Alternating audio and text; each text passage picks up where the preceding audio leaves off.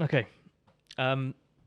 Dr. Emma Thurston, thank you so much for joining me on the podcast today. Pleasure. I'm really looking forward to this conversation. I think you do amazing work, and Thank you. or maybe I should save all the kind of compliments for the end. But no, thank you so much for being here with me today. I want to start by just talking about where I first came across you, your work, and your PhD, which was at the Women's Health Symposium. When was that? Maybe a couple of months ago now? Yeah, like July. I think July. Yeah, it's quite a while ago now, wasn't it? So at that symposium, first of all, we heard from Professor Dame Leslie Regan. Yes, that's her name, isn't it? And she went through all of the issues surrounding women's health specifically. And to be honest, I was one of maybe 3 men in the audience, and the rest was all women. Did notice that. Yeah, and I did wonder, why that is, and maybe we'll touch on that a little bit later, like what can be done to sort of even that out a little bit. But yeah, so I was sat at the very back of the lecture theatre, sort of feeling a little bit like a sore thumb, standing out like one of the only men in there. But she went through all of the reasons that why women's health needs to be specifically addressed, as opposed to just like the health of people. Yes. So I just want to start by reading some of those stats, which was that 2/3 of carers are women, which is, I think, an important thing to note, because the health of women is also the health and happiness of everybody, because a lot of women are caring for everybody else, so when they're unhealthy. So that's the first thing I want to say. Half of the workforce is also women. I didn't know suicide is the leading cause of maternal death. Contraception is now difficult to access. I think since COVID, it's become more difficult. I think it's been a challenge for a long time because of the way the service is funded, and it often falls through the gaps, like GPs or those trained in primary care to put coils in, and those in sexual health, which is also differently funded to the GPs, might be only be able to do it for contraception, where there's lots of different other reasons why someone might want a coil. But to get that, the funding's only in the hospital, so then you have to refer in, and women can fall through the gaps. And I think services are so stretched. I know, for example, working as a GP locally, I know if I say, yeah, we can get coils for you in Sexual Health Dorset, and it's an amazing service, they do so much, but they're so stretched. The women come back saying, well, I had to ring up at 8:15 on a Tuesday when I'm doing the school run to try and get on the list for a coil. So I think it's more pressures on the service and the way it's funded. There are annoyances, which I think a lot of clinicians find, that you are skilled to do something, but you're only allowed funding-wise to do it for a certain indication, which means women can be just going around in circles trying to get it. So it's sort of like a systemic problem, yes, in terms of how the process works. Exactly, and I think we don't educate women enough as well about all the different variety of options available to them, and we haven't done the research historically to know all the different side effects. So women, and we don't know who is more likely to get a certain side effect than someone else, so it's a bit of trial and error, which, I mean, can be really empowering to tell women there's these choices, but it can be a bit frustrating when it's like, oh, I've tried this and I tried this and it is a bit of trial and error.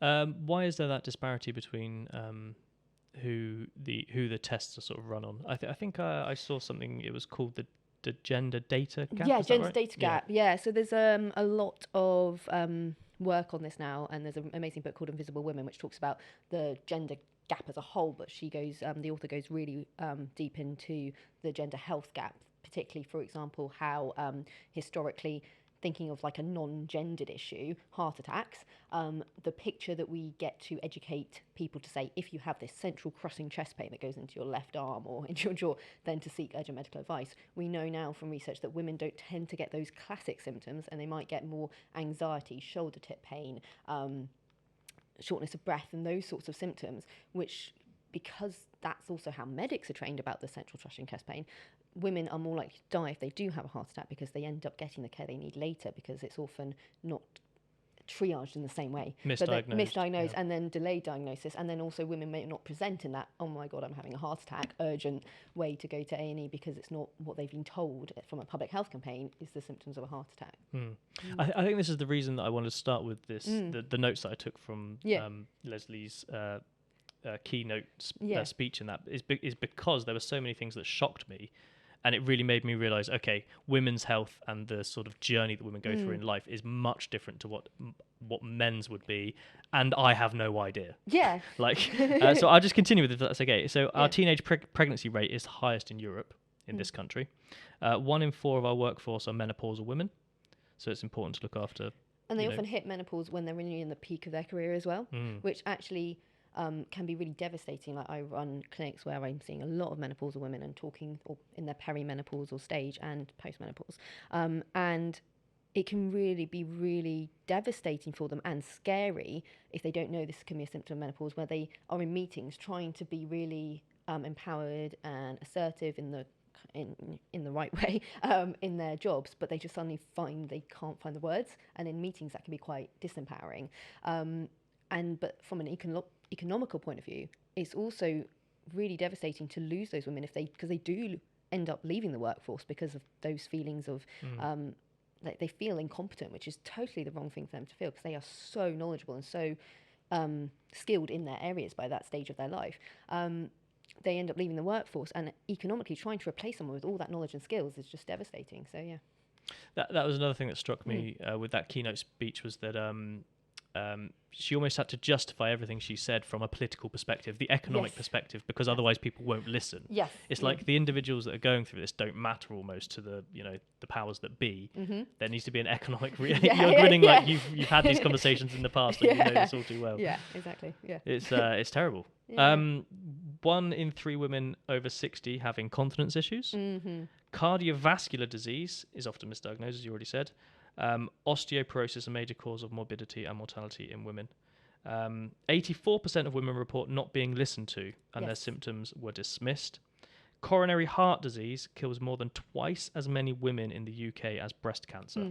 And you wouldn't think that. I think that's again the campaign marketing, and it sounds awful, but like breast cancer can be seen as like a sexy disease in terms of, for women, it's something that is it's got the pink ribbons, it's got everything, and it's got that publicity, and it is so devastating for a woman to get it. But actually talking about how cardiovascular disease is the leading cause of death in women, women just don't know that, and therefore they're more worried about breast cancer because it is, it's so identity changing for the women who can have it. It can be, and it is a really devastating thing to go through.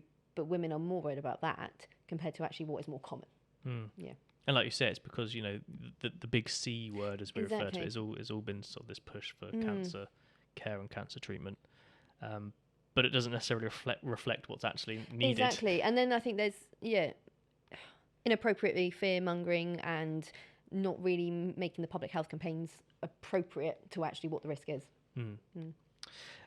So I'm not ashamed to say I actually sat at the back of that lecture theatre in tears when I was listening to all that, because it was just overwhelming for me, and it just made my mind completely shift and realise that no, we can't just treat everybody the same, and yes, women do go through things that men will not experience in their lives. And I think on the flip side, men go through things that women don't go through, and I think that zero-sum game, putting the genders against each other, is never beneficial. And I think when I talk about advocating for women's health, I think you really need to, as an advocate for women's health, really need to always consider that men go through things that women don't understand as well. So another thing, speaking of crying at the back of the lecture theatre by myself, another thing that brought tears to my eyes was your PhD research. And you said that young people learn, or women rather, are taught that sex is about others' pleasure and satisfaction. That teenage girls and boys learning from porn believe that sex should be painful for women. And that a 14-year-old boy accused of rape stood up in court, and when asked why he didn't stop, said, "I thought girls always cry during sex." How big is this problem of sort of youngsters learning about sex? What are the causes, and what are the solutions? I think it's a big problem that I think is under-recognised in many. I think particularly because as the generations have changed, porn has changed from the medium that it's delivered in, and smartphones has made it access to everyone. So the Children's Commissioner, the government's Children's Commissioner, produced a report about porn and the access and influence it has on young people in schools. And I think there's two overarching themes behind the issue. It's massive deficits and gaps in sex education, meaning that children and young people and adolescents are wanting to fill their gaps, understandably, and learn more about sex. And then they're using porn to do that because it's easily accessible and you literally can just Google it and find it. And then they're using porn as sex education. Now, porn is not sex education. It's in the name. It's the adult entertainment industry. It's meant for entertainment for adults, and it's meant to be a total fantasy, not necessarily something you would depict in real life sex acts.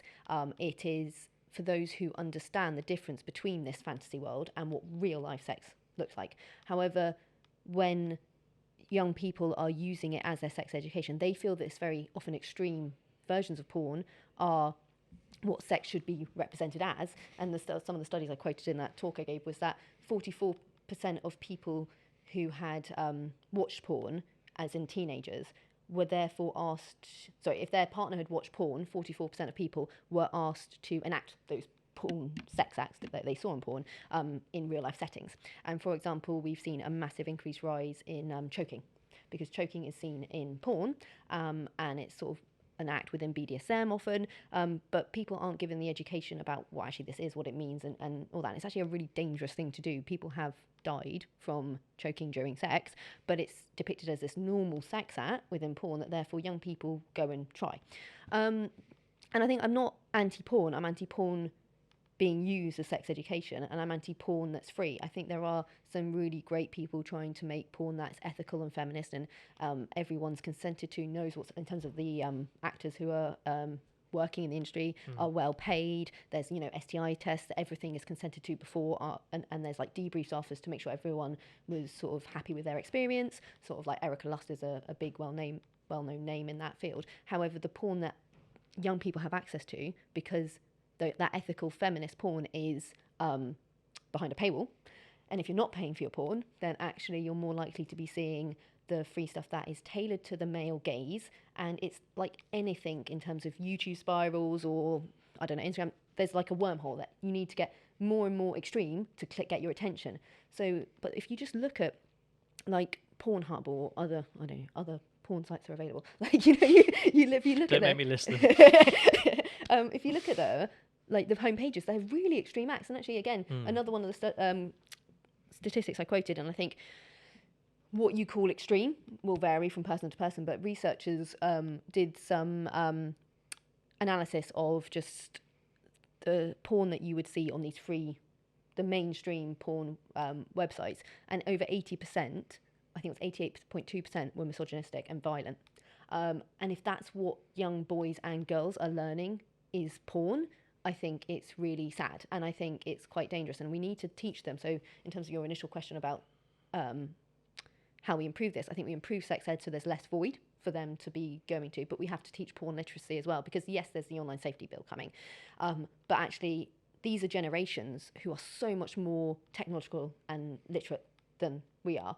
So therefore they're probably going to be able to go around all these things if they want to. So we need to teach them what porn is. And I don't mean we're making teenagers in school watch porn. That is not what I'm teaching. It's just teaching them that this is not a representation of real consensual healthy sex. This is for fantasy, often for self-exploration, solo pleasure, all that sort of thing, but it's not actually a representation of what real life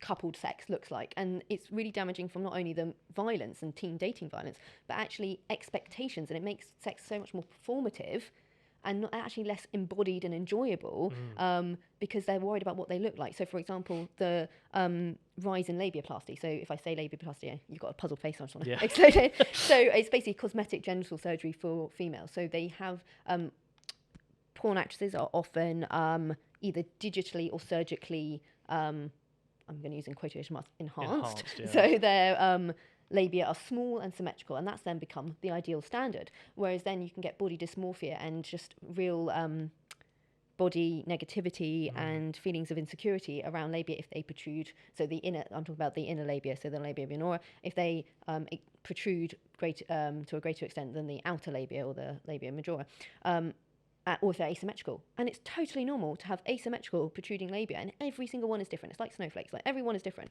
Whereas women get this perception, or young girls get this perception of that is the perfect one, and therefore they're seeking out to be cosmetically cut.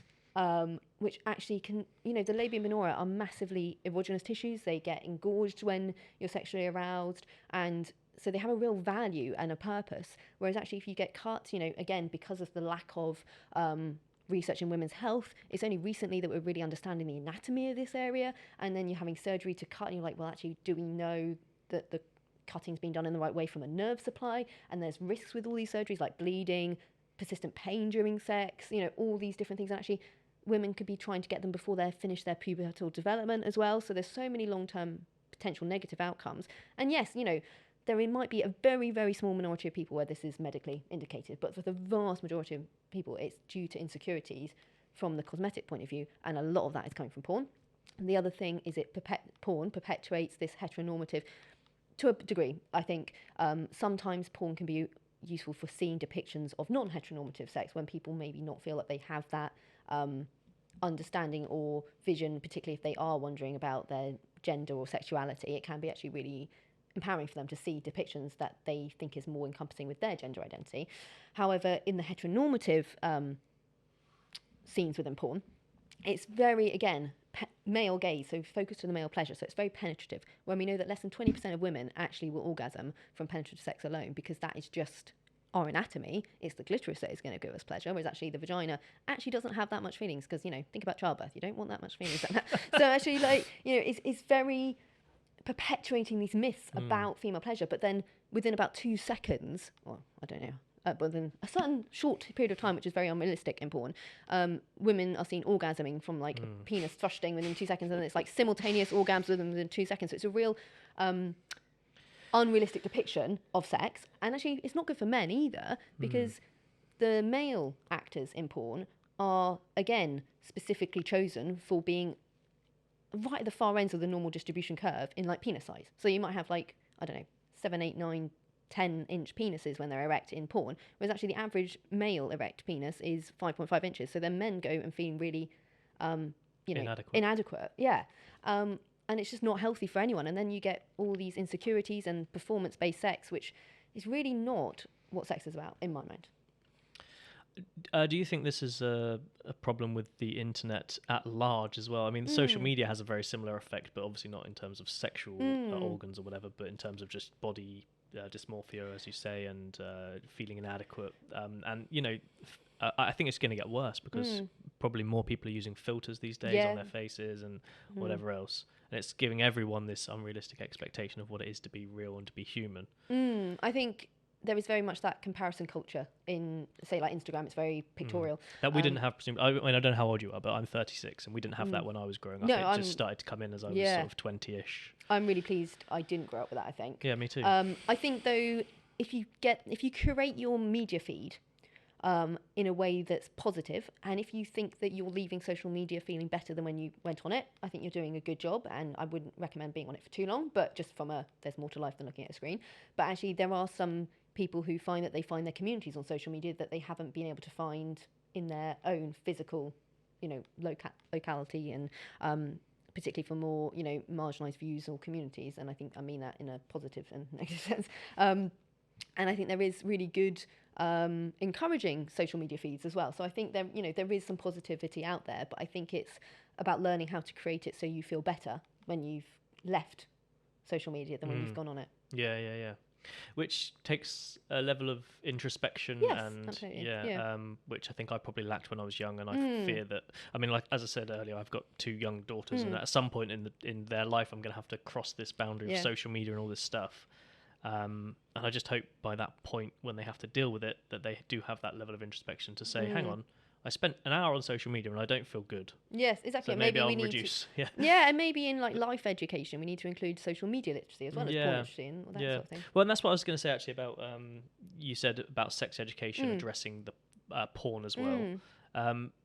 but sex and porn is such a taboo subject, and Oh, I God, think to me it seems like prudent British culture. Yes. It's Yeah. like, oh, we Yeah, can't yeah. talk about sex, especially not with our children. Yes. How can we So resolve that? Yeah, solve it. How I'll can we? tell you in about 6 years when my Yeah. PhD's done. Is that what you're trying to solve Yeah. with your PhD? Right. Yeah. Wow. Well, I think, at this stage, I'm very early days, so I'm kind of really looking to see where the literature's been and what the gaps are, and then where I can really focus it. But I think the shame and taboo is one of the massive issues, and I think that's not only from the sex, but from women's health more generally. Shame and taboo about periods, particularly when it's really not something to be shameful about, and it's really... Yeah, I found it disgusting. I think it was a female tennis player, bit of blood on her shorts, and it's like headline news or something. You know, it's in the newspaper.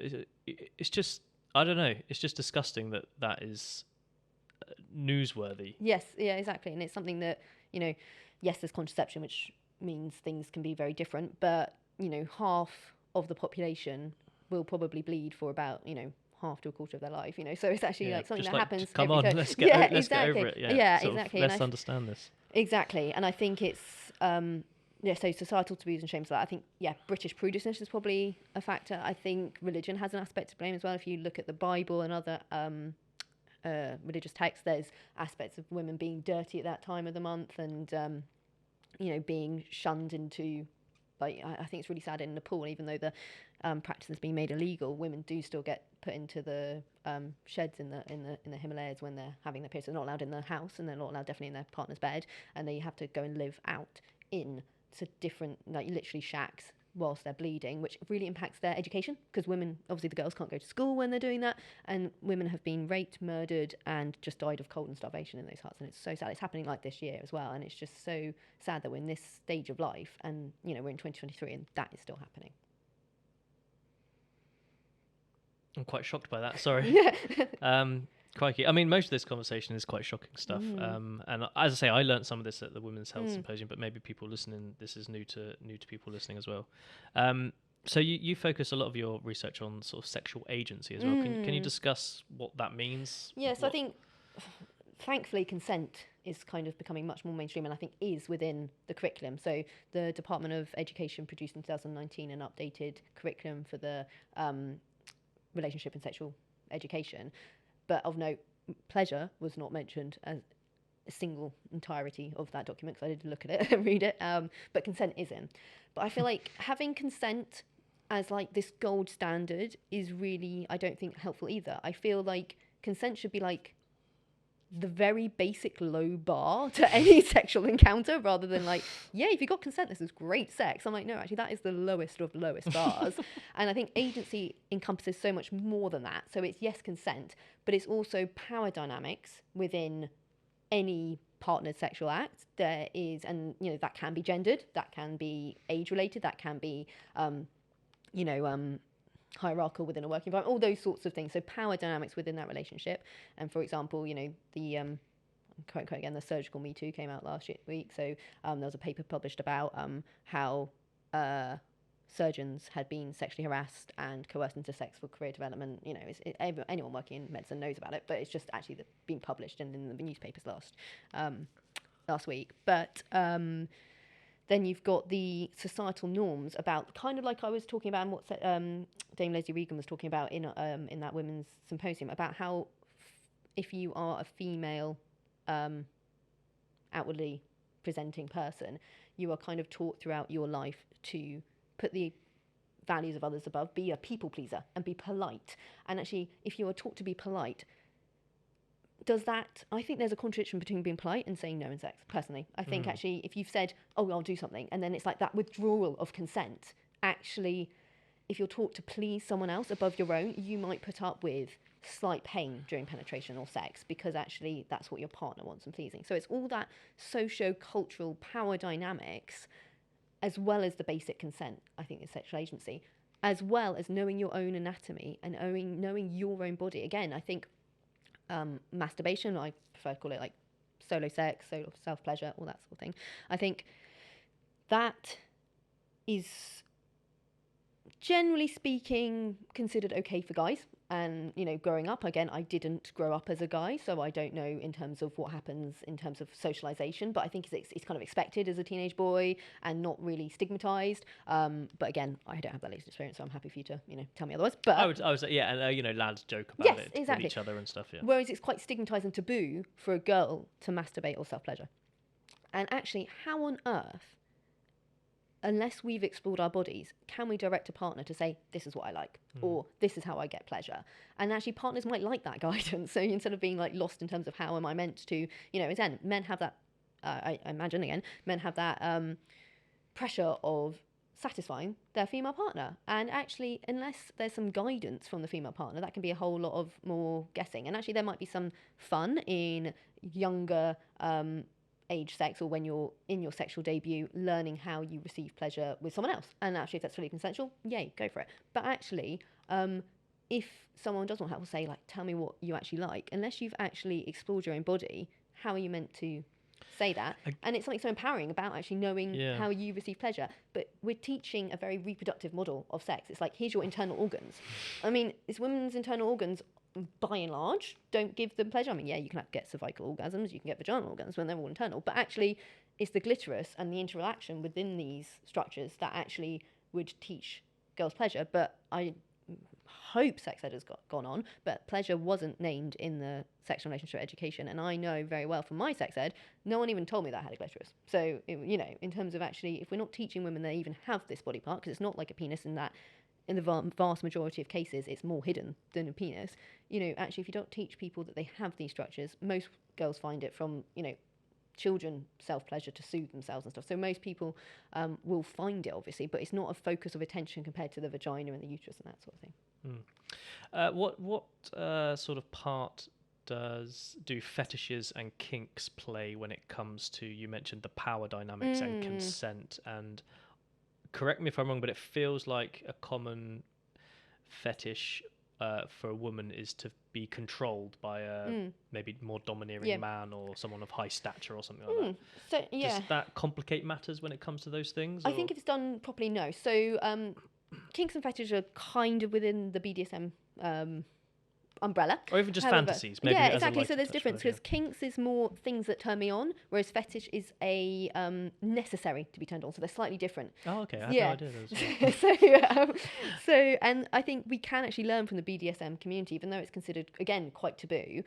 And I think recent depictions of it, say like 50 Shades of Grey. What does BDSM stand for? Well, there's actually a few different ways you can interpret it, but bondage, domination, submissiveness, and matricism. I can't really say those words, but yeah. So yeah. I think I know what you mean. And then there's sadism as well in there. So there's the basically power dynamics, the bondage element, so tying people up, and then the pleasure from inflicting or receiving pain. That's kind of the overarching names. But actually, they deal with consent very, very well. And I think we can not teach children how to do BDSM. I think that's going a bit too far in my mind, I think, you know. But I think actually teaching them some of the principles we can learn from that community, in that every act is actually consented to before. So it's not, can we have sex, and that encompasses everything, and then you've consented to everything. It's like, actually, would we like to do this sex act? Would we like to do that sex act? And having boundaries clearly stipulated. I think that's something that actually could be learned from that community and brought into everyday sex. So that's like really explicit consent. Yeah. It's almost like you're signing a bit of paper. Exactly. It's very explicit like that. And I think actually, again, consent can be so made to feel so unsexy, whereas actually there's so ways of incorporating it where it's a real turn on, and actually it's in knowing your partner in that. Yes, if you're in a more, say, casual relationship, one-time thing, hook up, any of those sorts of things, you might not know your partner enough to really know their non-verbals to actually know whether this is affirmative consent or not. However, and therefore you might adapt your consent style according to how well you know your partner. But actually, if you know your partner in a very long-term relationship, you know, their moans, their eye contact, their nods, you probably would know a bit more than in someone you haven't got, you know, that relationship with. But then, you know, there's such a, even simple things like, do you like that? You know, and you can say that as sexily as you like, but actually that is... Don't make me try. No, I won't do it. You can see I didn't do it. You can, you know, incorporate it like that. And actually, it's then the agency thing is teaching someone to say no, and teaching the person who said no to accept that as graciously as they would have accepted a yes. And also it comes back to the exploration with your partner thing as well. You're exploring what they like and what they don't like. And I think with that power dynamics again, and being taught in a you know, growing up as a female and being a woman, there's always that slight fear that if you say no, that's going to be poorly received as well. So that's part of the power dynamic as well. But I think it's teaching people to graciously accept no, but also to teach consent, like that actually it's, yes, the lowest bar of a sexual act, but actually it can be incorporated and be really sexy and really affirmative. I think maybe part of the problem here is that it takes a certain level of maturity to approach this conversation, and the fact that sex is a taboo subject on top of that culturally, to overcome that taboo and have this conversation, especially when you're young and maybe losing your virginity for the first. Although virginity is a social construct, but yeah. Well, yeah, of course. Okay, educate me. Okay, so I mean, virginity, I suppose, is a social concept, but I suppose people sometimes off the cuff use virginity for anything, like, you know, I lost my bungee jump virginity. Exactly. But I think it's very heteronormative, because is a 40-year-old lady who's only ever had sex with a lady, quote unquote, virgin, because she hasn't had a penis in her vagina. Yeah, and I think there's this myth, isn't there? Is it the hymen? Is yes. It? So you tell me. Yeah. I don't want. A bit anatomy. There's like, I think it's an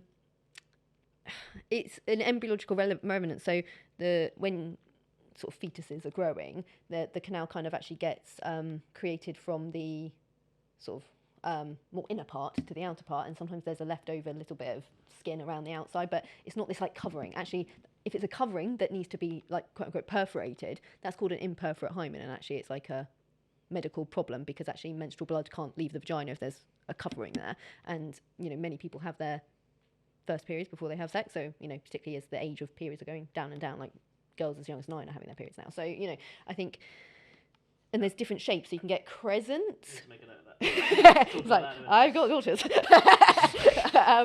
There's like imperforate hymens, but then there's crescent shape. So it's more like a bit of skin around the entrance of the opening, but it's not something you need to penetrate. And actually, some women have had birth and still have an intact hymen. And actually, women aren't necessarily going to bleed on the first time in sex. And actually, if they do bleed in sex, it's actually probably lack of arousal, or, you know, not fear, but that anticipation of it potentially hurting makes them tighten up, and a bit of, you know, vulval vaginal trauma is actually probably the more likely cause of sex than any hymen related. So why on earth did this hymen thing ever become it sounds like it's such minimal. I think it was to control women, in my mind, in terms of, and then actually there's this whole hymen testing thing to check if someone's, you know, a quote unquote virgin, and that's been sort of made illegal in the UK. It still happens in some places, but yeah, in some cultures you're still, you know, hanging out the blood-stained sheets after the marriage night. And if there's no blood, then there's real problems. Obviously, women have come up with ways and means to resolve that issue, but the expectation of blood again is also perpetuating the fact that women should be in pain during sex.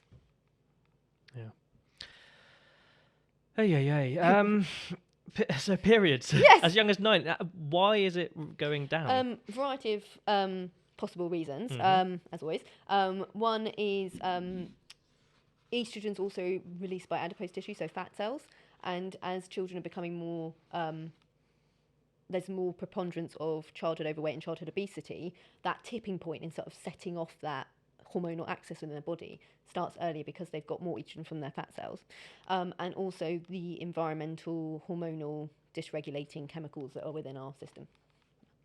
What does that one mean? Sorry, that so last bit you just said. So there's chemicals within our world generated by men, like plastics and BPA. I think you can often buy plastics as like BPA free. They are hormonal dysregulators. Right. So lots of all these things like perfumes and all these things we put on our bodies and cosmetics kind of have some evidence. It's not something, not my massive area of expertise, but there's products that we use and are in our food chain or in our cosmetics that disrupt hormones, and that's one reason why it's proposed that girls are going through puberty younger, but also why, for example, there's a decrease in sperm motility concentration across the decade. So to the point that WHO, I can't remember the exact day, maybe 2019, I think. There was 2015 and then 2019. Have actually reduced their normal parameters for sperm. So if you're doing a sperm analysis query like infertility or something like that, and actually they've reduced how, like, the percentage of good sperm and how much sperm's needed in an ejaculate to actually be considered normal, because it's just going down. that's quite a big problem. Yes. Really, for Yeah. humankind, isn't Well, it? I mean, it depends what side of the debate you're on in terms of human population and all that. But yeah, if people at an individual level, if Oh, I see what you're women saying. What side, I are was we trying to think what sort of overpopulated? side Like, of the debate you're talking about. yeah, you know, Yeah. there's some people who debate that we're, the world's overpopulated as it is, and Yeah, that and sort that of we're thing. like a cancer to the earth. Exactly. Or something. So if you, but taking it at an individual level, if there's, the rate of infertility, which medically is unable to conceive naturally with regular penetrative vaginal penis and vagina sex for a year, that is going up. It used to be, say, 1 in 7 couples, now like 1 in 6 couples have some element of infertility. That doesn't mean they will never be able to have a child, because actually if they continue having regular unprotected sex for 2 years, the natural conceiving rate does go up, but just that's some just challenge. based on frequency. Yeah. Well, in terms of number of possible chances, really, in terms of eggs being released, if that is happening. Yeah. Okay.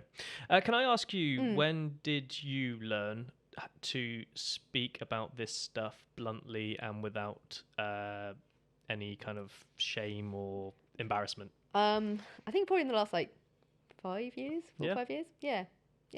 Okay. And do you see that as part of your journey? Yeah, that you're on, exactly. is, like, I think it was becoming accustomed to this stuff. being shocked at how naive I was as a teenager. I think really made me feel wow, and then reading so much about it, people like my bookshelf, and then realizing how.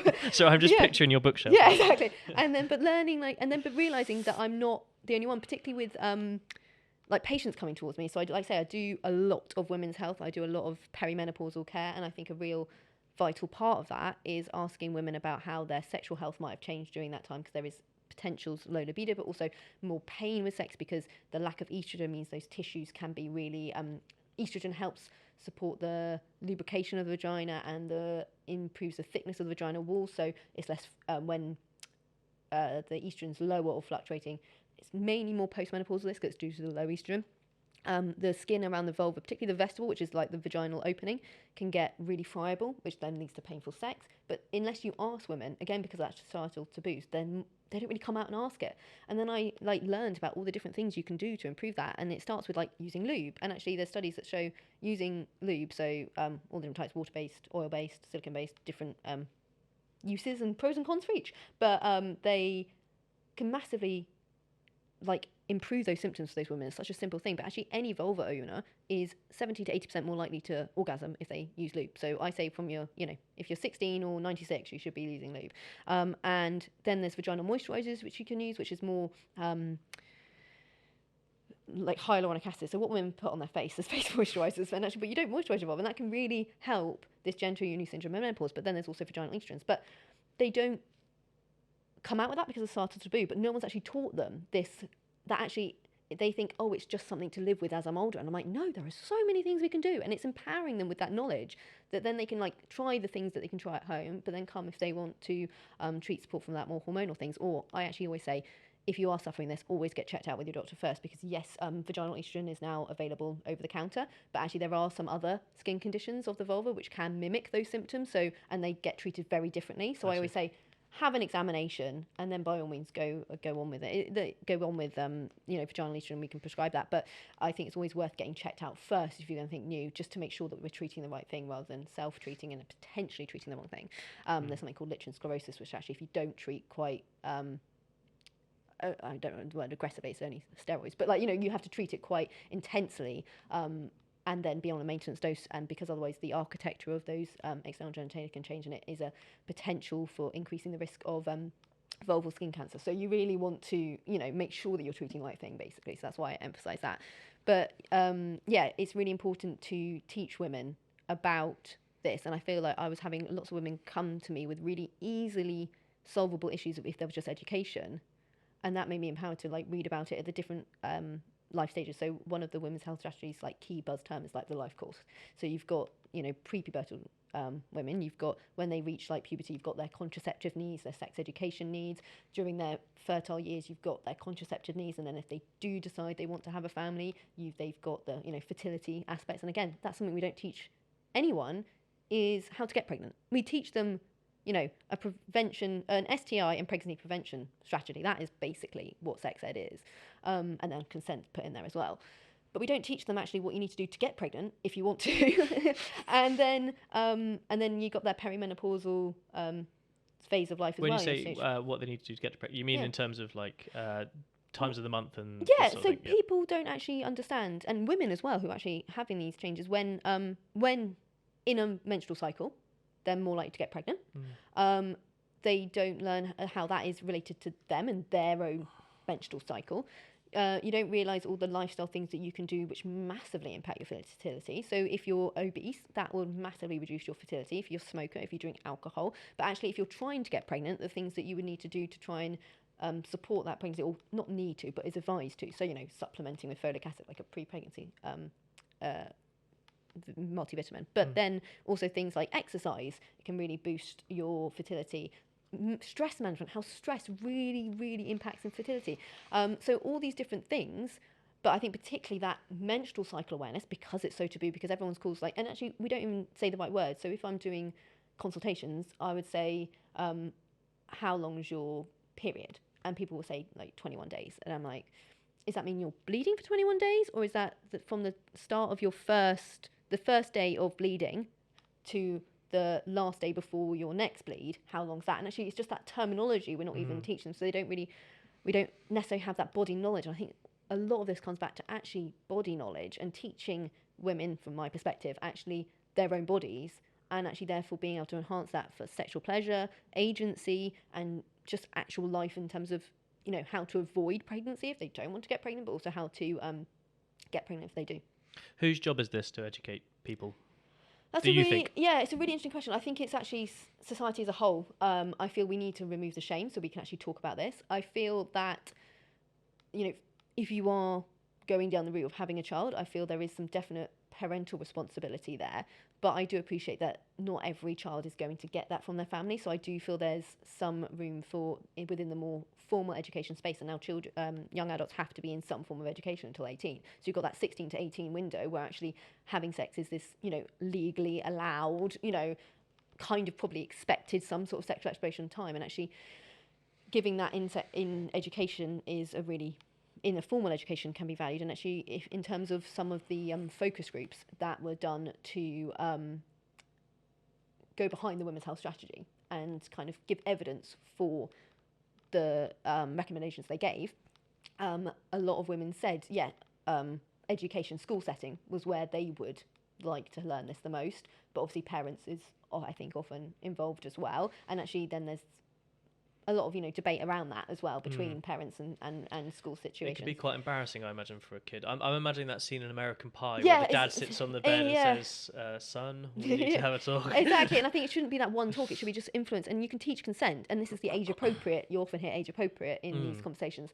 You can teach consent to 3-4-year-olds. It's actually, do you have to hug your uncle even though you really don't want to? Or could you just wave or give a fist pump? And actually giving the child the choice rather than being forced to do something they don't want. And that reduces their bodily autonomy. I think about that regularly. Yeah. when go and say bye to your nan. Yeah. Go on, go and say. And it's like, if they don't want to, just leave them. Exactly. And actually, it might be hurtful as a parent or as a family member if a child doesn't want to give you a hug. But actually, why is your feelings of hurt more important than their bodily autonomy? And actually you can teach children at such a young age. It's also like sharing toys. It's like, oh no, it's his toy, give it give it back, or do you want to share, and that sort of thing. And there is teaching sharing is important, but I think there's an element of incorporating this not just about sex but body autonomy for all that, everything like that at an age appropriate level, and then it just becomes part of the conversation going on. So big cultural changes, I think, that are needed really for this to... And I think social media can have a role, but the problem with social media is there's good and bad. So actually there's good resources and they're bad, and actually people who are ignorant from no fault of their own don't necessarily know which they're getting when they're reading it. And I know you're talking a lot about women knowing their own bodies and knowing all this stuff, but I think there is a need also for men. Oh, absolutely. And, younger men even to understand so that they can empathise. Exactly. And I think it goes both ways. I think, I think women learning about some of the issues. And I think they're... Yeah, although I would say that... I mean, sitting in that lecture again, just coming back to that, it just was so eye-opening to me. As a 36-year-old man, I've lived my entire life knowing that, women have periods and stuff, but really not fully Oh, God, I mean, still not fully grasping, obviously, but having at least some idea now of that journey, which is what you were discussing a moment ago. And I think it would improve empathy around people. But I feel like, how many women have shoved a tampon up their sleeve in the office to go to the room? And if you could just actually take a period product with no shame, it would take so much easier. Particularly there's loads of different ones now as well, which is great. But again, we need to teach women about those and the pros and cons of all them. Some heavy stuff. We've discussed that. Okay. Shall we move on to a slightly different topic? Yeah, so, please do. I think you run the Women's Academic Network, do you? Am I right? Yeah, I co-run it with Jo Mayo. She's great. Fantastic. I'll have to have her on the podcast sometime. So the Women's Academic Network, Yes. Can you explain what that is, like what your goals are, what your mission statement is or whatever? Yeah, so we have a co-convenor team. So Jo is obviously heavily involved as co-lead. I should probably contextualise this is for Bournemouth University. Yes, not for the country. Yeah, and then we have a team of other co-conveners who do come and go. And I only joined recently because I only came to the uni 18 months ago. So but it's basically to try and provide a community for women academics, because particularly historically it's been a very male-dominated field, and there's certain challenges which are unique to women academics, to try and promote the work we're doing, get other interesting speakers out, network, and just try and minimise the barriers as much as possible. So it very much works into the Athena Swan, which I don't know if you know about. Yeah, exactly. You can go into that if you want to. Though, so Athena Swan is a charter which is trying to promote gender equity across all higher education institutes, both nationally and in other countries. Is it just gender equity, or are there other things? So there's the race charter as well, but that's not actually. I think Athena Swan is the gender charter, but then there's the race equity charter, the disability champion. So there's lots of different charters, but so it feeds into that Athena Swan work, but it's very much distinct from that in terms of who runs each and sorts of, But I do sit on the Athena Swan steering committee as part of my role as the WAN representative for that. So what are the main challenges that you feel like you face when people join the Women's Academic Network? What are you mostly doing with them to help them? So it would be, I think the writing retreats which Jo run are amazing. So that's providing designated space where women can really focus on their work. So at a national level, I'm not talking about Bournemouth University, but women academics, because they have that more, like you were saying at the beginning, that caring role in society, they often are then given responsibilities of more, say, personal tutoring, and they give more time to that because they feel either more heavily invested or I don't understand them. I don't know the research into the rationale behind, but they tend to find that they are given more responsibility and take more time doing those roles which aren't considered so important when going to promotion boards, for example.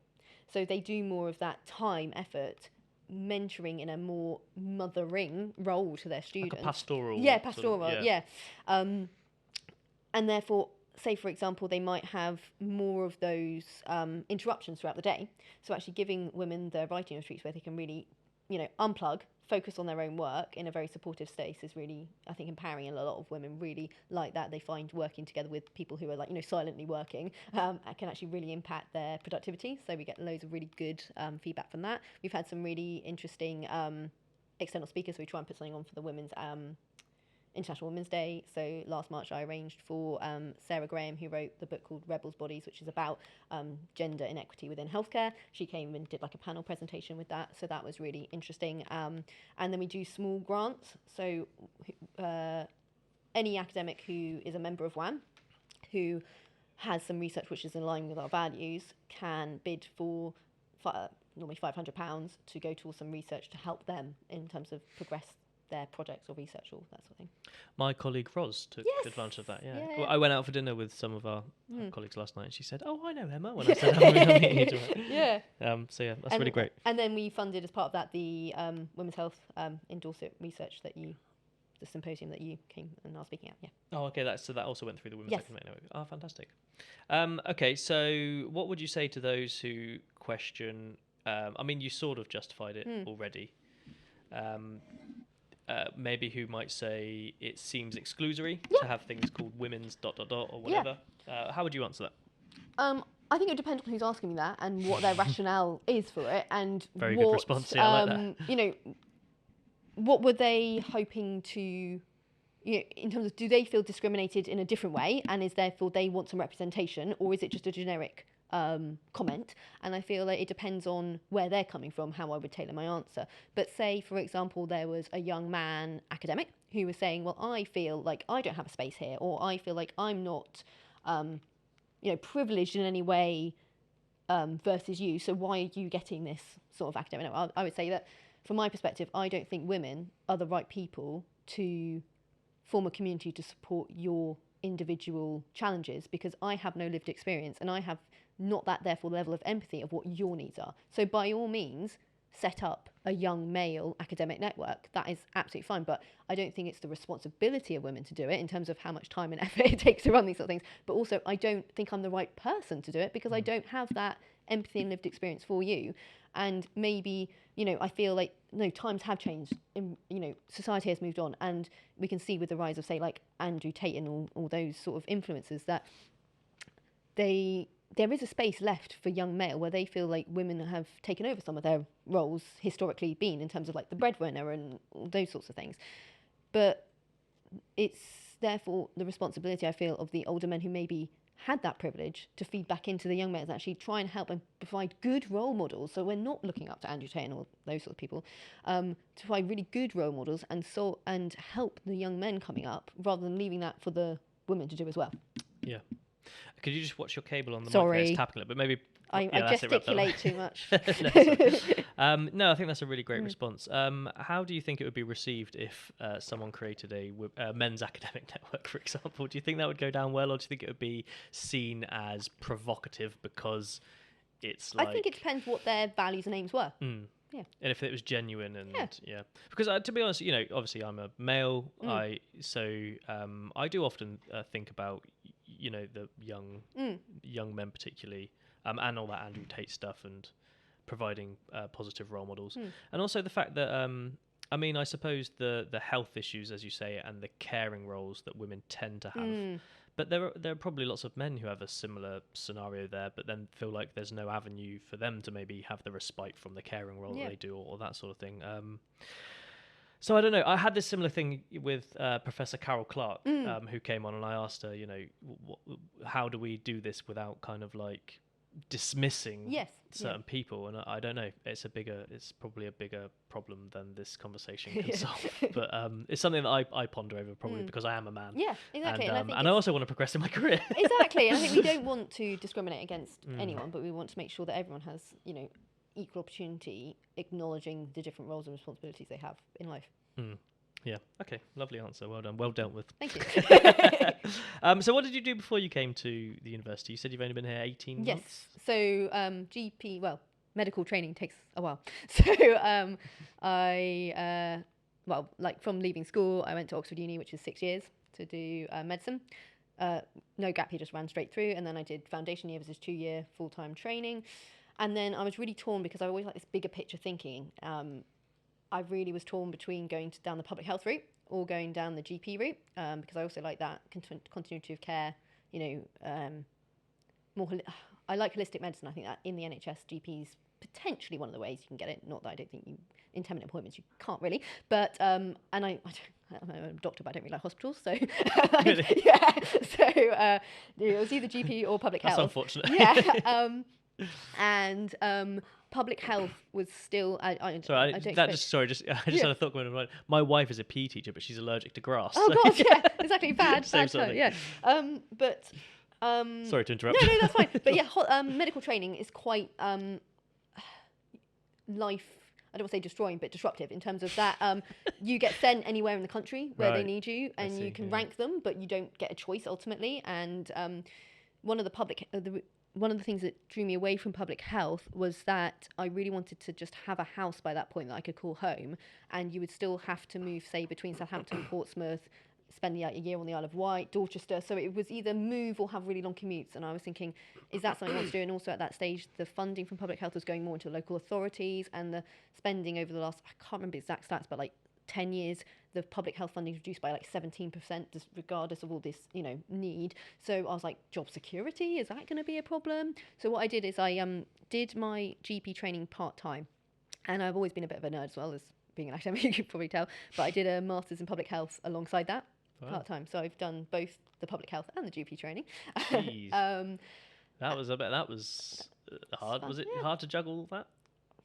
It's a good time management planning, and like I say, a bit of a nerd. I mean, you're obviously fairly intelligent as well, so I mean that helps probably. Probably. And then and then I really got into lifestyle medicine as well, because I think that kind of merged the two. So that was kind of almost an individual aspect of public health. So that's looking at, say, nutrition, physical activity or movement, stress management, lack of addictive substances, so like drugs and alcohol, and social connection, but more at the individual level. So I did my International Diploma of Lifestyle Medicine and was the regional director of the British Society of Lifestyle Medicine for a time before, and then I gave up when I came here because you can't do everything. And then unfortunately, yeah. And I also, it sounds like you'd like to if you could. Yeah, exactly. And then I also did my yoga teacher training because I like that, more holistic care, and I found that interesting. And then I fully qualified as a GP and started this role 3 days a week initially, alongside practicing general GP, but with a special interest in women's health. And then I went up to 4 days a week here because I was really enjoying it. I like the variety and to be able to do more time to research and start my PhD. And then I still practice 1 day a week in clinical practice as a GP, but I do some general GP stuff, but I do a lot of, say, like initial consultations with women thinking they're perimenopausal and kind of talking them through the options, starting HRT if that's something they would like and is appropriate, HRT reviews, and I do pessary fittings. You were talking about pelvic, or you were talking about incontinence, and one of the main reasons for that is pelvic floor dysfunction and pelvic organ prolapse. So I fit pessaries, which is a conservative treatment option for ladies who do suffer with pelvic organ prolapse. So I have a slot in there for that, and then I have some face-to-face consultations as well. So that's Monday. What is HRT? Oh, sorry, hormone replacement therapy. Although in America and other places, and some people, researchers here, are trying to term it, or do use the word, menopause hormone therapy, because there's questions about whether it's a replacement to whether, because it is a natural physiological phase, so I'll be over medicalizing it and that sort of thing. So just, again, I think we've seen through all this, and that's something that I've come across as language is really important. So, terming things appropriately. And for example, that's one of the things I'm really passionate about in terms of women knowing their own body, is because actually, and then they can use the appropriate language. So like vagina is considered this whole encompassing thing, whereas actually it's the vulva, that is the outside bit, and that's the bit that women get most pleasure from. So actually, if you don't call it the right thing, you're kind of deminimizing it. But then also it's the language that medical professionals use to women in healthcare settings. So say, going back to that pelvic organ prolapse, if someone says, oh, I have urinary incontinence after giving birth to my child, well, saying, well, that's normal. Well, I don't think it's normal for someone to not be able to go on a trampoline, or every time they cough to, have urinary incontinence, or quoquely pee their pants. I think actually that's not normal. If a guy had that, he wouldn't expect that to be normal, but it is common. So actually saying, this is a common problem, you're not alone, but there are measures we can do to help you, support you with both education, exercise, and, pelvic floor exercises. See a women's health physio who are amazing, and then if you really are struggling, then we can talk about pessaries, which are conservative options, and then, yes, later down the line. What are pessaries, sorry? Oh, sorry, they're like, in the NHS, there's only the basic, obviously, but there are a whole load of different things, but they're either PVC or, again, privately in different options. There's silicone, so medical silicone is really good, but they're just devices that you pop inside the vagina to keep everything lifted up a bit more. So it's really empowering for women because they can self-manage. You can learn to take them in and out yourself. The ring pessaries. Is it uncomfortable? Sounds like if it's fitting properly, no. So you shouldn't feel it, but it should resolve your prolapse symptoms. Right. Sorry, I didn't explain what pessaries were, but yeah. Okay. No. So it's kind of going down that line that this is common, but it's not normal. Whereas if someone says, oh, that's normal, it's part of being a woman, it was your choice to have a child, when actually we don't teach women this is really something that can happen as a consequence of childbirth, I feel like, we're dismissing them and it's that language which is really important. And saying it's normal implies that maybe you don't need to try and resolve the or there's issue. nothing you can do about it, or it's just part of being a woman. Whereas actually there are so many things we can do to help, and it's just being aware of that. Where did you grow up? Go to school and all that? Here, Bournemouth. Yeah. Oh, me too. So I was more like the southern west tip of the New Forest. So in a tiny hamlet, which no one's ever heard of, even if you live 5 miles away from it, but just the other side of Christchurch to Bournemouth. Oh, I see. And then I went to Oxford Uni, and then I came straight back to Poole. So I did my GP training and my foundation year training and my GP hospital jobs in Poole Hospital. What school did you go to down here? Camford. Nice. That's a very Drew nice that school, at me. isn't it? Yeah. Sorry, yeah. That's all right. That's all right, isn't it? No shame. Yeah. Yeah. I'm guessing it wasn't your choice anyway. No, I loved it and I Yeah. really enjoy it, but I just acknowledge the privilege. Put it that way. Fair enough. Yeah. Yeah. I went to grammar school, so Oh, nice. similar kind Cool. of. But Cool obviously, grammar? Bournemouth. Bournemouth, yeah. Yeah. Yeah.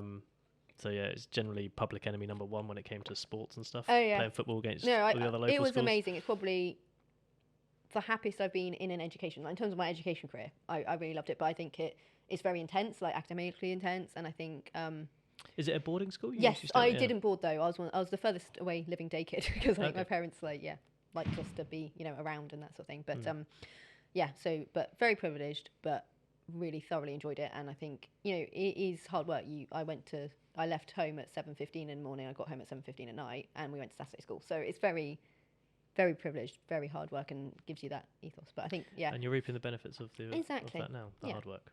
yeah, and I think to be fair, I think I got that more from home as well because my parents are very workaholics, but in a good way. Like no, not workaholics. They're just very driven. But yeah. All your sort of work seems to be focused on women specifically.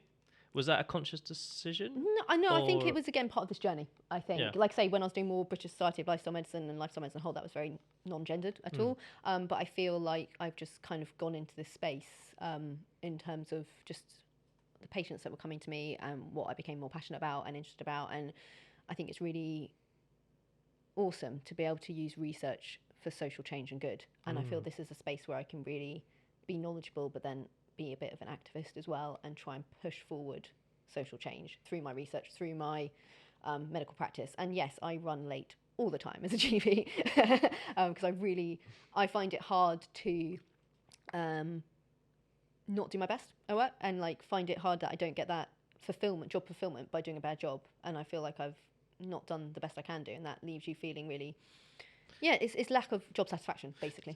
So when you say, because you don't get to spend enough No time with each how patient. can you educate women about menopause, give them all their options, check that HRT is not contraindicated, tell them all the other stuff about the genital urinary syndrome and menopause and what they could expect, and actually give that education and give a real holistic care, check their mental health, and really give them the time to answer all their questions and teach them all the different options they have, because it is a menu HRT. There are so many different options, and yes, some are not appropriate in each situation, but it's kind of then educating them why about all these different things. And how are you meant to do that in 10 minutes?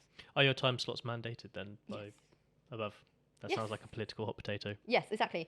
Exactly. But then how can you extend appointment times when there's only a certain number of hours in the day and we are always oversubscribed and always too many people to see? So I can see it. I think it's just the demand has outstripped the supply. So I tend to run late but then you've got that aspect of if you're doing 12, 13-hour days and your mind's just blown by the time you get home, that's not good for your life as well. So yeah. Yeah, you need to look after yourself as well. Exactly, Yeah. which is so I generally often do now half a day of GP so I can run late without it impacting my family life and home life, but obviously that's a pay cut by half of a day. Yeah. Right. Do you have children? No. Do you mind me asking? No. But your family life isn't your My partner. Yeah. What was I going to ask? This always happens at one point in the That's conversation. right. I lose. I can riff for a little bit. Go on, yeah, you riff. Yeah, maybe sing a song or something. No, please don't. You do not want me to do that. Yeah. No. What are your sort of hopes going forward? Do you have ambitions? Do you have big plans in mind? Do you have like a goal or something? I think I've really enjoyed time at Bournemouth Uni, and I think progressing career-wise in the institution would be really positive. I feel like I'm very much an early career researcher. Haven't literally just started my PhD, so I think getting more within the research world, trying to, like I say, do good with my research, so actually make a positive impact in society. That would be good, but I haven't really.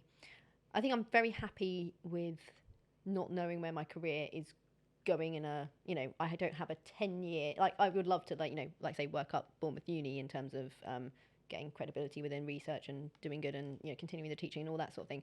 And I feel very stable in that environment, but exactly how that pans out, I don't know. Okay, so you're fairly open, but yeah, exactly. You want to progress in some way, shape or Yeah. form. What is the Dorset Women's Health Task Force?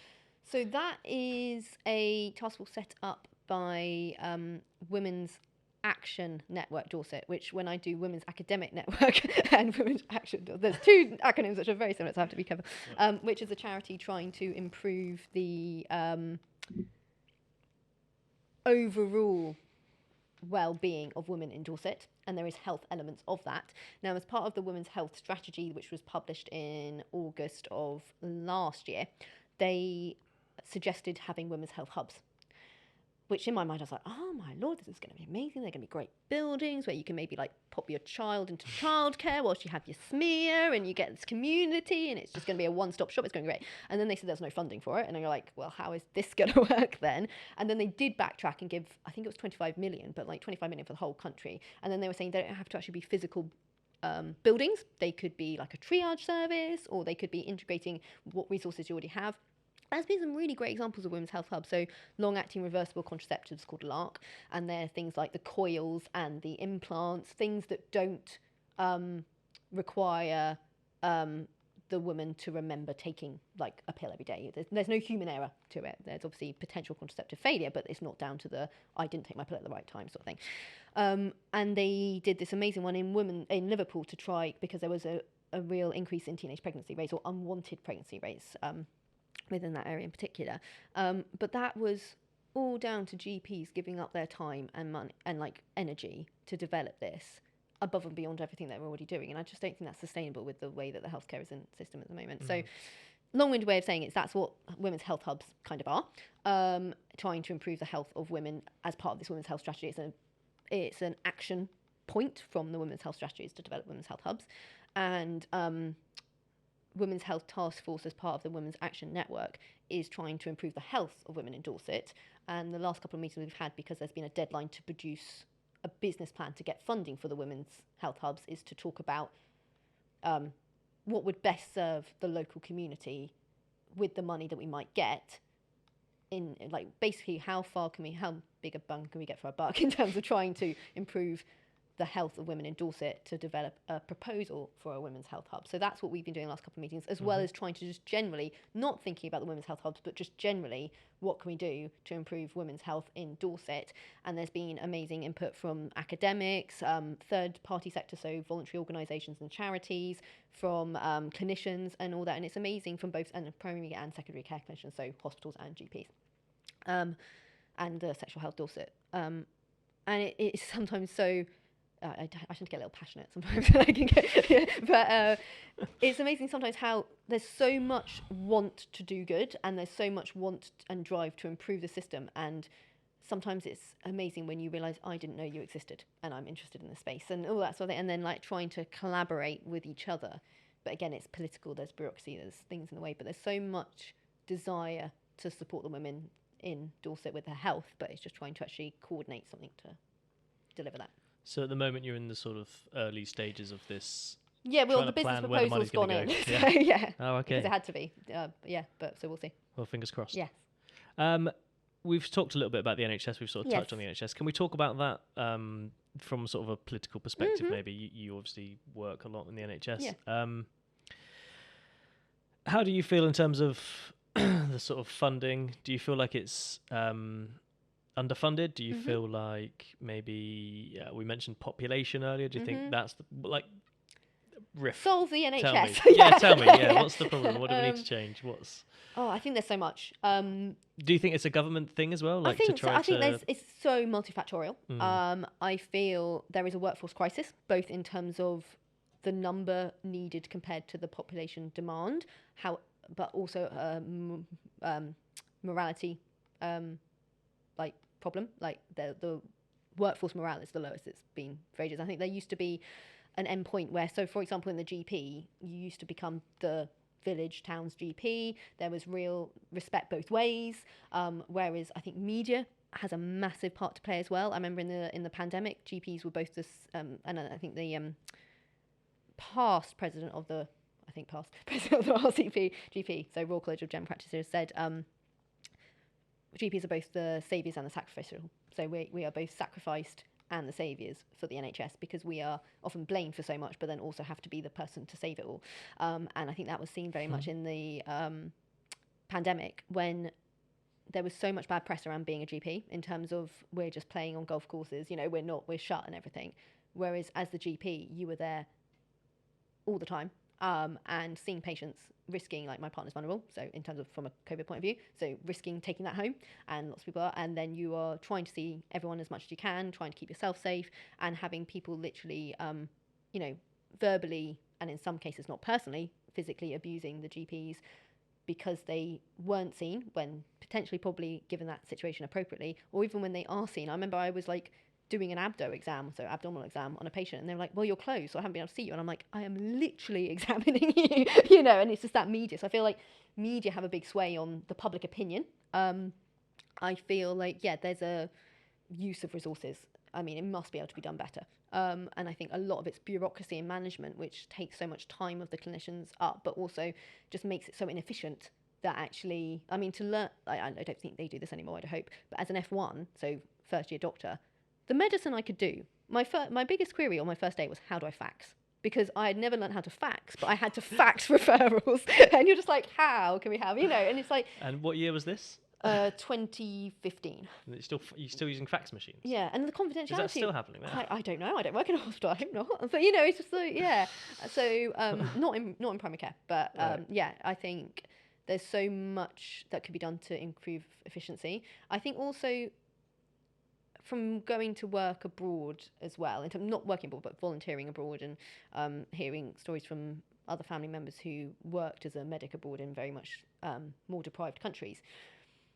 People, I think, both really value the NHS as part of our culture, but I don't think necessarily they really value it in terms of they don't understand how much healthcare actually costs.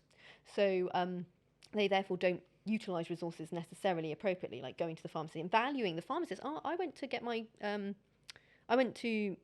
something in the pharmacy the other day, and there was like, they were doing a COVID and flu vaccine thing, and this pharmacist was on a Saturday so busy and so knowledgeable, and you think people just aren't using those. Well, they are obviously in terms of going to get prescriptions, but they're so highly qualified to what they are qualified to do, and doing so and we're taking it for granted. Yeah. And I think free doesn't mean worthless, and I think there is an element of that, and actually understanding the cost involved in seeking healthcare to use it appropriately, and to be able to give the education to people to try and keep their health in check. And that is that element of responsibility with a free healthcare system, I think, given challenges in lack of education, challenges in cost of healthy food, challenges in poverty and inequity, massive, not underestimating that. But there is an element of, if you have the resources, an element of responsibility with education to actually be able to look after your health to a certain point. But I think that's involved as well, to try and minimise the need to use a healthcare service if it's free. It almost feels like the NHS requires more of a community feel from the whole country. Exactly. Which kind of came out a little bit in COVID, didn't it? You know, It did. I think the clapping. Yeah, the clapping. But then it's like you clapped, and then a year later we were like the enemy again. Or nothing. Yeah. So I think. And there's murals like outside Bournemouth Hospitals and on the road. There's like, we love the exactly. NHS, but then also there was like graffiti over it saying liars. So, you know, so yeah. So I had an NHS, when I was going to my GP, there was like a heart that said NHS 1 week, and the next week I went over it and there was just graffiti over it saying like liars and stuff. So you had, which feels great when you're going to work in a COVID pandemic. But I feel like, what was I going to say? I feel like some people do really, really value the NHS who've used it, you know, and I think that's great. But I think, you know, there used to be a junior doctor training is awful, but then I'll get to this great bit at the end, and I think the great bit at the end is not as great as it used to be. And I feel like, you know, people, I think the goodwill, I think people are being, government particularly, kind of are relying on the goodwill of clinical professionals, so doctors, but all allied healthcare professionals, clinical, to prop up the NHS. And I think that goodwill has run dry. I think that's one of the massive problems. Because of this whole system. And actually, people go to work to earn an income, and people who used to be in healthcare professional consultants, you know, GPs, had this quality of life that I think we can never aspire to. And I feel like that is a general generational divide anyway in the country, like politically and everything that's going on. But I feel like the pay has been eroded over the last 25 years. Like when I was coming into it, when I kind of signed up to be a medic in 2008, there is a significant disparity in line with inflation and other cost of living, what I would have been paid as a GP if the pay kind of kept going at 2008 level compared to what it is now. Yeah. And as you say, I feel like people who get into this line of work are doing so because they have an element of empathy within Exactly. them. Yeah. And as you say, it's the goodwill That's gone. And I think also which is probably extended for longer than it would have done in any other industry. Exactly. Yeah, and I think it's because like you wouldn't see builders, for exploiting that. example. Yes, fine. Yeah, we'll just keep laying bricks and building roofs. Like, no, you're not paying us right. No, See you later. exactly. Yeah, and there's that culture of, well, back in my day, Yeah. it's like, well, actually, it's changed in so many different ways. But as you say, it's not also just the money, is it? It's also like the stature and the feeling part of that community and all that stuff. And again, This that stuff job is- satisfaction that I wouldn't mind personally, and I think everyone's different, being paid, what I am now. If I feel like I could have done a good job and being able to provide fully holistic care with enough time to give to patients, but you don't get that job satisfaction from the output you're producing because of the systems in place, and then you don't get the financial reward, and it's like worst of both. Do you think the NHS will still be here in 20 years' time? I have no idea. I think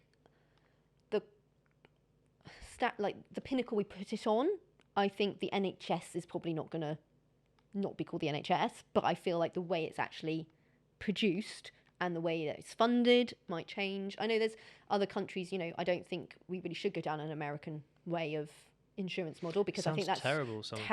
And exactly, and really emphasizes and I think it was like a call out charge for an ambulance or something like.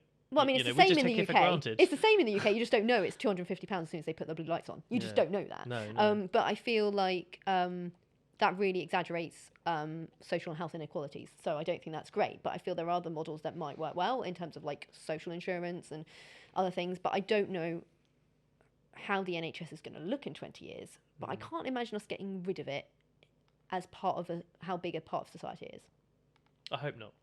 Yeah, as you say, it's based on the principle, we look after those who are less fortunate and who can't maybe afford or whatever. And I know there is already, there's a lot of private healthcare around. And I think lots of people are going more private these days if they can afford it because of the long waiting lists and that sort of thing, yeah. So I guess maybe that's probably the future, isn't it? I don't know, maybe. Yeah, I don't know is the answer. That's very honest of you. These damn academics, they don't give blunt answers if they don't know something. They just say they don't know. It's impossible to get. Okay, that's great. I mean, is there anything else that you'd like to add? I've really enjoyed this conversation.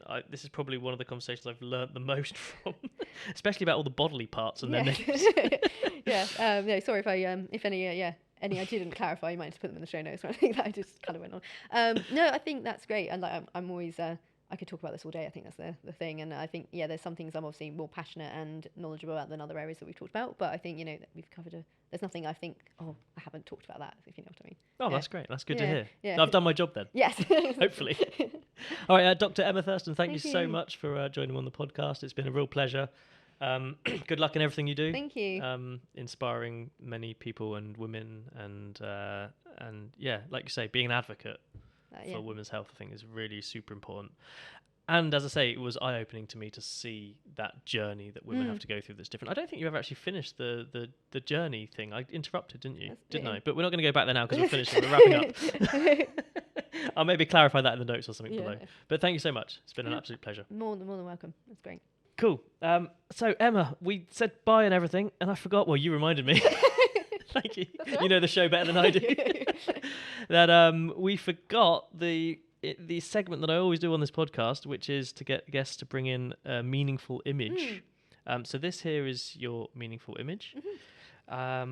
Is it local? Yes. So for those listening, by the way, it's a landscape shot. Sorry to interrupt. There's a tree in the foreground and some sea and some nice cliffs and stuff. So you talk to us about that. So that's in Devon, which is Can you push your mic slightly? That's in Devon, which is one of the places I love going to and having some holiday in and going for hikes. And the reason why I chose this picture when you asked me to bring something meaningful is I think it's really important whilst you're trying to be really embraced in doing good in the world to have some time out. And so that's one of the places that I go to fully unplug and turn my emails off, everything. And I love going for walks, hikes, and this is taken on a hike. And I think I was talking about being an advocate of lifestyle medicine. I think being out in nature has been shown to be really beneficial for our health. There's some fascinating work done by Japanese medical school and Japanese centres of research in Shinrin-yoku, which can be roughly translated into forest bathing. So it's really being immersed with the five senses in nature. Okay. So I think that's one thing that I can do on walks, is really unplug and be in nature and use that as a moment of mindfulness. There's also some work done by a really interesting book called Blue Mind, which is about how being in, on or near water is really good for our health as well. So that kind of encompasses both being on a coastal cliff hike and how doing what we call green exercise, so that's exercise in nature, is synergistic with being in nature and general exercise. So you get that synergistic benefit to health, both mental and physical. And I feel like, again, thinking about the pillars of lifestyle medicine, I love going on walks with people, usually like just one or two people, because then you can get really in-depth conversations and it really improves your social connection. And I feel that's one of the things that I often do with my partner on holiday in Devon, is we do it every week anyway in the forest, because I'm lucky enough to live in the forest. But unplug. So you've got your phone off. You can really have deep, meaningful conversations. You're often side by side, which makes any challenging conversations less intimidating. But you can just get into lovely conversations on a walk. So I think that's one of the things why I chose that pace.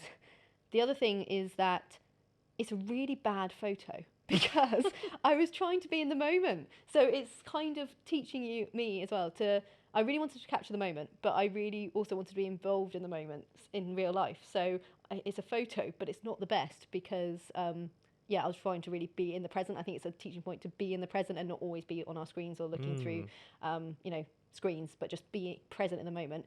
And why there is because that is a really beautiful tree that I didn't capture. But 10 days ago, I got engaged onto that tree. Really? Yeah. Oh, congratulations. God, now I feel really bad that I forgot to talk about this. Oh, congratulations. That's amazing. Well done. I didn't do anything other than say yes. It's more well, and cultivate a lovely relationship, I imagine. Well, since we're just talking again, you're mentioning these sort of benefits of being outside and stuff, and you also mentioned that you do yoga or teach yoga. Do you actually teach yoga? Do you have I've done very minimal teaching, but I did do the teacher training both in vinyasa, which is more like flow yoga, and yin, which is more from the Chinese heritage in terms of holding poses for a long time, and then you really have to be more mindful and in the moment and present in your body. So I have done the qualification, so the 200-hour in vinyasa yoga and the 50-hour add-on yin yoga teacher training, but I don't tend to teach. I tend to actually really enjoy yoga as something that's kind of just for me, and I find that when you're teaching yoga, you're focusing on the teaching rather than actually being embodied. So I kind of like it as an individual practice. However, I have done some sessions, particularly for the GP centre, so the Dorset GP training scheme, as part of like providing them with some like mindfulness, some life skills, some resilience skills. I've kind of done some breath, because I'm also a breath coach, so done that breath coach training. So done some breath work sessions with them and some yoga sessions as part of that like holistic wellbeing for GP trainees. But I don't tend to teach that much, no. You lead such a varied life. So I think it's a dangerous thing when something that you do for pleasure becomes work as well. Yes, exactly. And I was trying to kind of, I think doing the teacher training was really good for my own individual practice and deepening that. But I feel it's really important to have some distinction between what you do for pleasure and what you do for work. Do you find it easy to switch off when you do yoga? It's one of the best things for me to switch off. I think, You strike me as someone who doesn't switch off much. It's one of the times where my mind does stop, because you're, particularly when you're doing challenging poses, if you stop focusing and you stop contracting your core, if you're doing balance work, you're going to fall over. So you really need to be embodied in that moment. So I feel like, it's one of the times that you never regret a practice. It's like you never regret a workout. So I love working out as well. And I think I don't always like the person who goes on the mat, but I always like the person who comes off the mat, is kind of a way of putting it. So if you're stressed or you're annoyed or something, if you just get on your yoga mat, that's what I find, it always does the job. That's a lovely way of putting it. I think that's a nice ending as well. Okay. Yeah, you need to blue tack that up on the wall. Okay. Would you like to do that now or I when we finish? That when we finish. So you don't show your ass to the cameras. Yeah, exactly. Basically. That is the real ending there. Yeah. So thank you thank you very much, I should say, for everyone for listening. Sorry, I forgot the segment that I do every time on the podcast, but thanks, Emma, for reminding me. Right, and thanks again for the lovely conversation. It's been a real pleasure. Thank you.